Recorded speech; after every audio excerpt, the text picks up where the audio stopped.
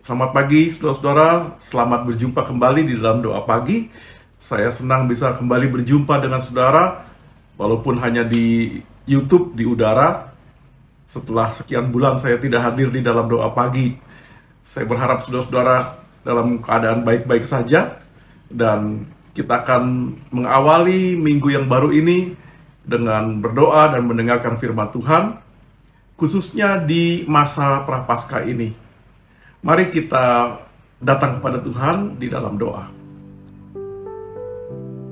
Tuhan, kami bersyukur Engkau menjaga kami dan melindungi kami, dan kami boleh kembali bangun dengan tubuh yang segar. Kami bersyukur untuk masa Prapaskah ini, di mana kami boleh belajar berpantang, belajar mengendalikan diri. Mungkin juga ada di antara kami yang belajar berpuasa. Kiranya semua itu menolong kami untuk menjadi Kristen yang semakin sungguh-sungguh hidup di dalam ketaatan dan pertobatan. Tuhan, sebentar kami akan membaca dan merenungkan firman-Mu. Biarlah firman ini menjadi bekal bagi kami untuk menjalani hidup hari demi hari, khususnya hari ini. Berbicaralah ya Tuhan, kami siap menyambut firman-Mu di dalam nama Tuhan Yesus. Amin. Saudara, mari kita membuka Alkitab kita dari Injil Lukas pasal 3 ayat 3. Kita akan lanjutkan nanti dari ayat 10 sampai ke 14. Lukas pasal 3 ayat 3, kemudian mulai ayat 10 sampai ke 14.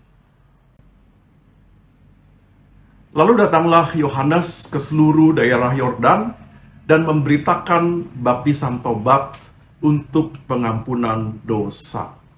Ayat 10, orang banyak bertanya kepadanya, "Jika demikian, apakah yang harus kami perbuat?" Jawabnya kepada mereka, "Siapa yang mempunyai 2 helai baju, hendaklah ia membaginya dengan yang tidak punya. Dan siapa saja yang mempunyai makanan, hendaklah ia berbuat juga demikian." Pemungut-pemungut cukai juga datang untuk dibaptis. Dan mereka bertanya kepadanya, "Guru, apakah yang harus kami perbuat?" Jawabnya, "Janganlah menagih lebih banyak daripada yang telah ditentukan bagimu." Prajurit-prajurit juga bertanya kepadanya, "Dan kami, apakah yang harus kami perbuat?" Jawab Yohanes kepada mereka, "Jangan merampas dan jangan memeras siapapun. Cukupkanlah dirimu dengan gajimu." Demikian firman Tuhan. Saudara, akhir-akhir ini orang dibikin heboh ketika terungkap dugaan korupsi di Pertamina. Heboh karena jumlah uang yang dikorup bukan main besarnya.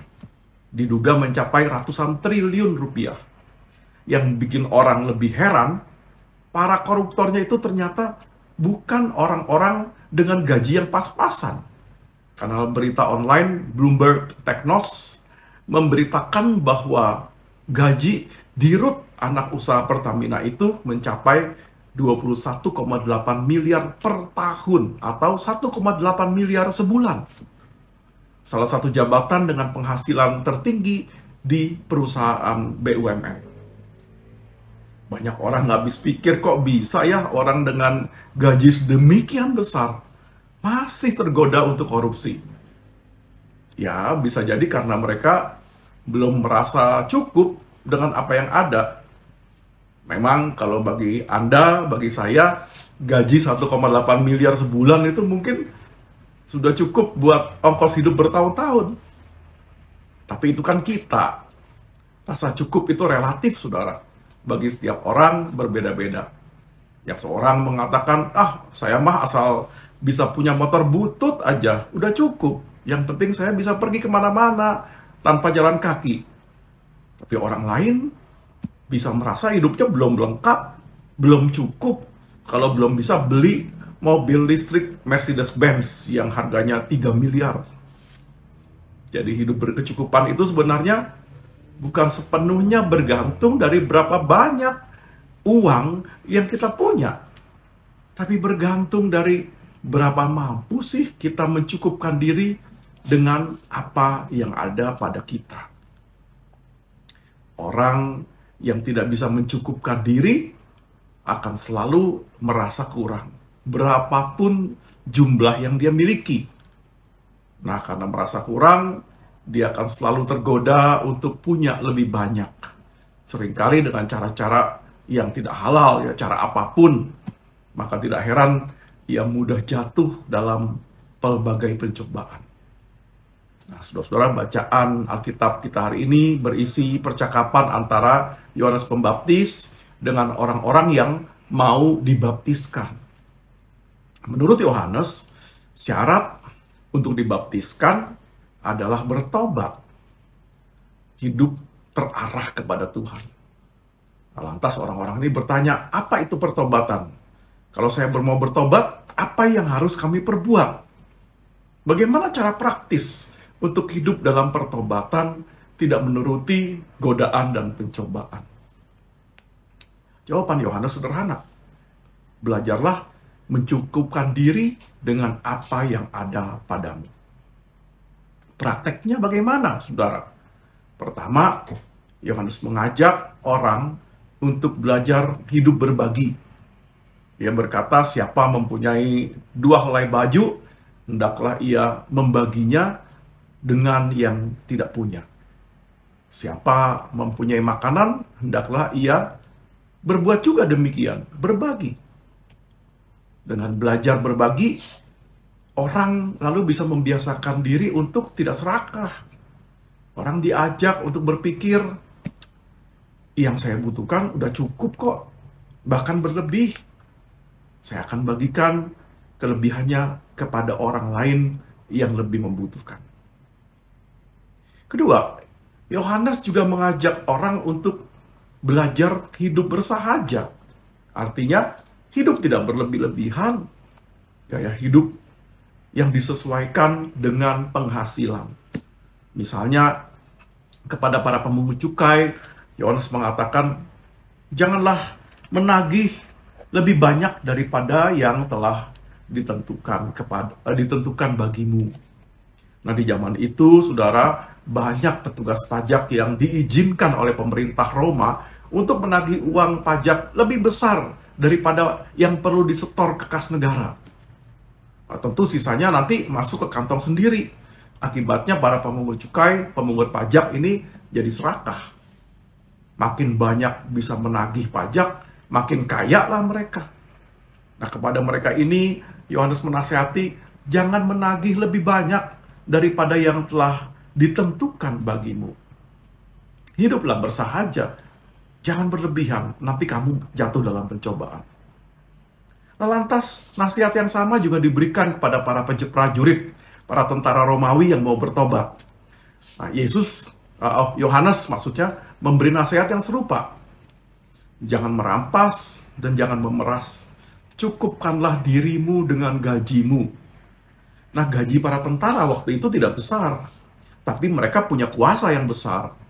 Jadi, mereka bisa memanfaatkan kuasa mereka untuk memeras, untuk merampas, dengan cara menakut-nakuti rakyat.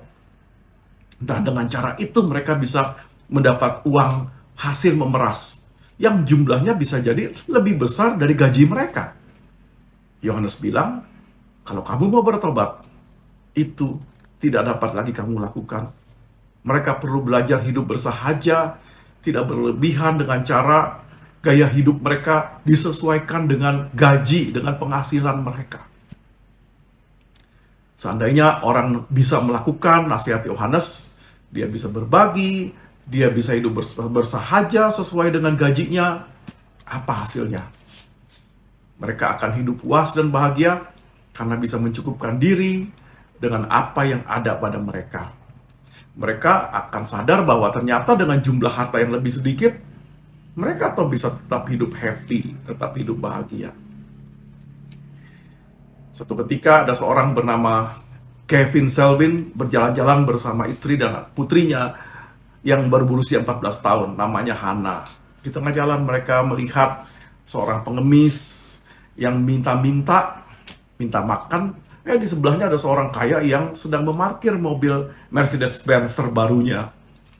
Hana mengatakan pada ayahnya, ya, seandainya orang kaya itu menjual mobilnya, terus dia beli mobil yang lebih murah, dan hasil penjualannya sisanya diberikan kepada si pengemis itu, pasti dengan uang yang segitu itu bagi si pengemis itu sangat berarti, bisa mengubah kehidupannya.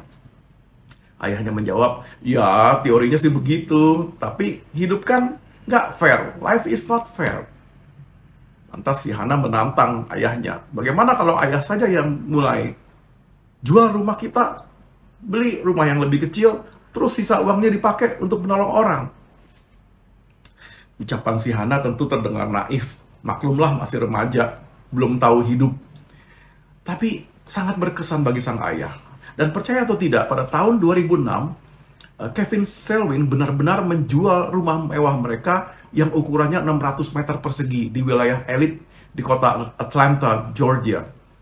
Rumah itu punya 5 kamar tidur, 4 kamar mandi, dan punya elevator khusus untuk ke kamar anaknya. Lalu mereka jual rumah itu, dan mereka beli rumah dengan ukuran setengahnya. Dan sisa hasil penjualannya sekitar 14 miliar dipakai untuk membiayai Hunger Project yang menolong 30.000 orang yang kelaparan di Ghana di Afrika sampai mereka bisa cukup makan dan mandiri. Kevin Selwyn kemudian menulis pengalamannya yang luar biasa itu dalam sebuah buku berjudul The Power of Half, kuasa dari setengah. Dan dia menulis, tadinya kami ragu dan takut, merasa menyesal pada waktu menjual rumah itu. Tapi ternyata itu menjadi pengalaman yang membahagiakan. Pertama, karena setelah tinggal di rumah yang lebih kecil, kami sekeluarga jadi merasa lebih akrab karena lebih sering ketemu. Yang kedua, kami merasa hidup jadi lebih bermakna karena kami bisa menolong puluhan ribu orang miskin di Afrika. Yang ketiga, kami menjadi sadar, ternyata dengan setengah dari jumlah harta yang kami miliki, ternyata kami bisa hidup sama bahagianya dengan sebelumnya. Ya, saudara-saudara, kondisi keluarga Selwyn mungkin sangat berbeda dengan kebanyakan kita. Ya, kalau dia jual rumah ukuran 600 meter, rumah kita mungkin ukurannya kecil, bahkan mungkin ada saudara yang belum punya rumah. Jadi beda lah. Tapi Selwyn bukan mengajak kita untuk jual rumah. Dia ingin mengajarkan kita sebuah kebenaran hakiki yang sejalan dengan firman Tuhan, yaitu berkurangnya harta tidak selalu harus mengurangi kebahagiaan hidup kita. Kita bisa saja hidup sama bahagianya ketika apa yang kita miliki sekarang menjadi lebih sedikit. Asal kita mau belajar mencukupkan diri dengan apa yang ada, dengan belajar berbagi dan belajar hidup bersahaja. Amin. Mari kita berdoa, saudara.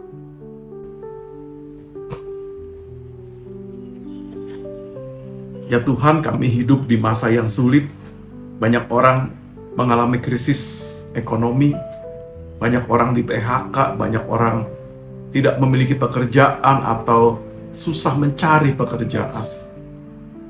Tuhan, kami memohon biarlah Tuhan memberikan pertolongan, memberikan kekuatan pada setiap orang yang sedang mengalami kesulitan dalam mencari penghasilan, mencari rejeki, baik dalam bisnis maupun ketika bekerja di sebuah perusahaan. Kami memohon pertolongan-Mu terutama untuk mereka yang kena PHK di perusahaan-perusahaan besar yang sekarang tutup. Tuhan, berikan jalan keluar supaya mereka tetap mendapatkan penghasilan. Tapi kami juga memohon biarlah Tuhan memberikan kami kekuatan untuk bisa mencukupkan diri dengan apa yang ada. Ketika apa yang kami miliki berkurang, janganlah kiranya kebahagiaan juga berkurang dalam kehidupan kami. Biarlah kami boleh belajar tetap mencukupkan diri dengan apa yang ada dan belajar berbagi. Dan kiranya ketika kami melakukannya, Engkau memberikan kepada kami pengalaman, kesukacitaan yang melebihi segala sesuatu.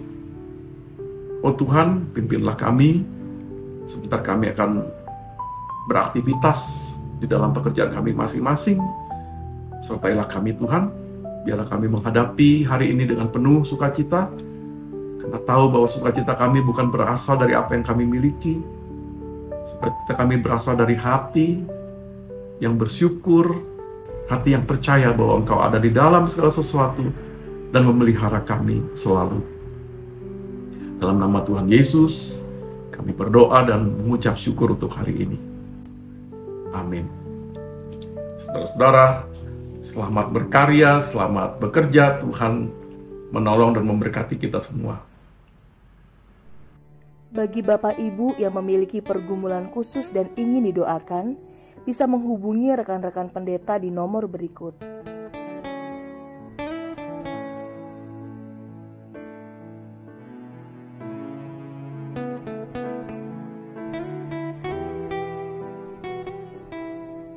Tuhan Yesus memberkati.